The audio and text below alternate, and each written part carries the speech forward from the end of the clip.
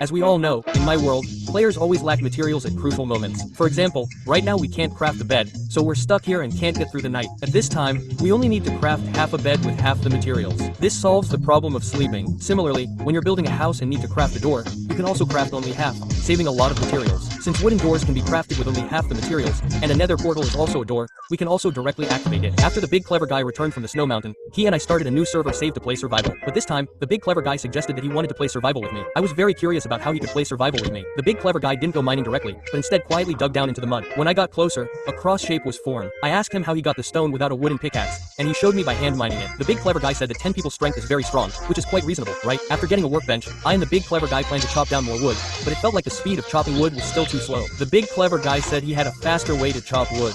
The big clever guy directly placed a sapling and used bone meal to grow it quickly, then chopped down the first tree. Since we had so much wood, we planned to find some food. After I killed all the animals nearby, I only got this much food. While I was struggling, the big clever guy told me that since there wasn't enough food, we could farm. Farming was indeed a good idea. It seems the big clever guy solved the food problem. The big clever guy and I planned to build a house first and then go mining. During the building process, I accidentally placed an extra plank. Okay, now that the big clever guy's house was accidentally dug up by the big clever guy, we had to build a simple box house. Although it's ugly, it's not very good looking. Afterwards, I told the big clever guy to go mining. Before going down, just like in the online videos, I planned to make some torches, but I used multiple items from the game: planks, slime, dry grass, branches, leaves, sticks, and coal to craft the torches. Perhaps this was intentional design by Young Feng in the underground mine, which resulted in me and Big Smart not mining many minerals. Big Smart already had a few iron ingots in his hands. Just as I didn't know what to do, Big Smart crafted a full set of iron tools, and he was holding them in his hands.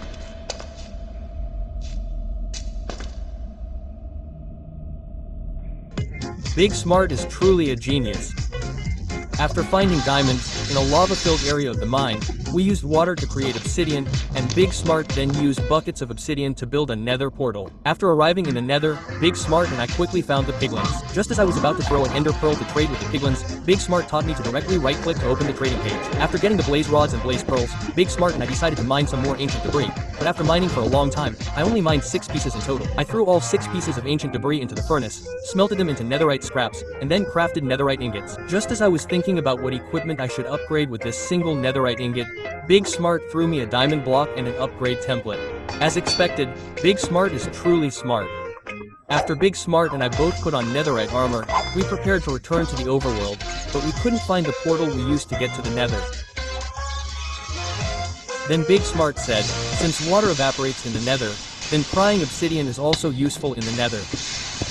Big Smart and I went through the portal and returned to the overworld. Coincidentally, we arrived in a snowy area again, but this time it was snowing heavily, which unfortunately reminded Big Smart and me of the snowy mountain we climbed that day. I asked Big Smart what kind of scenery he liked besides that snowy mountain, and he picked up a snowflake, but didn't answer me. Back at the survival hut, I suggested that we rebuild a nicer house, but Big Smart said it wasn't necessary, that this one was fine. I didn't quite understand, because this boxy house was not only ugly but also impractical. After organizing our equipment, the time for the Ender Dragon's demise was fast approaching. During our journey, Big Smart stopped at a place where there were many different creatures.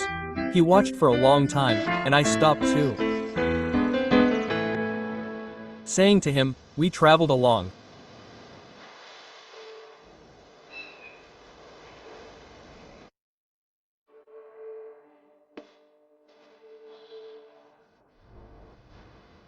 The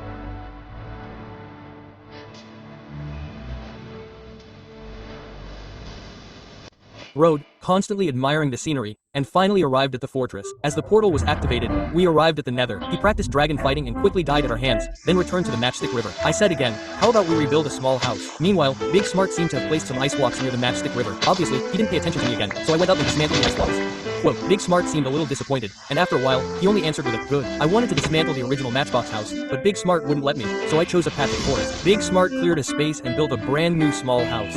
And the old Matchbox house, it just stayed there, in its original spot, for a very long time. Unconsciously, we had been playing this save file for a long time. Perhaps we were a little tired of it.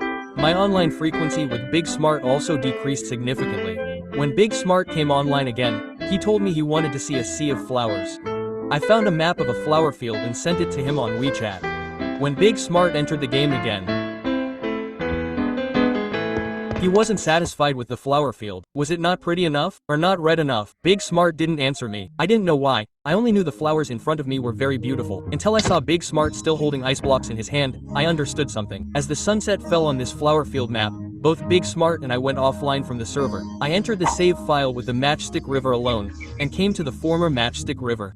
Because of the chunk loading issue, the ice block I had knocked down last time hadn't been refreshed yet, so I picked it up again, put it back, and then alone, I tidied up this ugly and unsightly Matchbox house.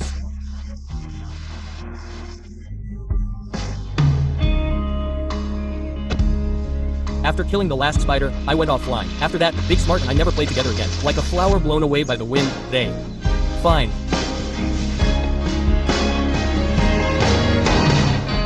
A way to fly across.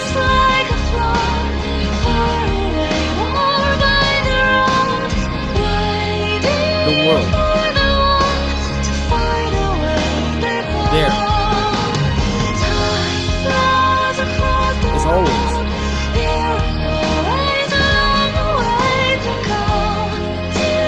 A way to go. The day I arrived at Matchstick Village alone, I understood Big Smart's intentions. The ice sculpture he was holding all along actually had a symbolic meaning, because the flower language of the ice sculpture is friendship. Perhaps that map of the sea of flowers wasn't unattractive, but rather, what Big Smart liked wasn't simply a sea of flowers,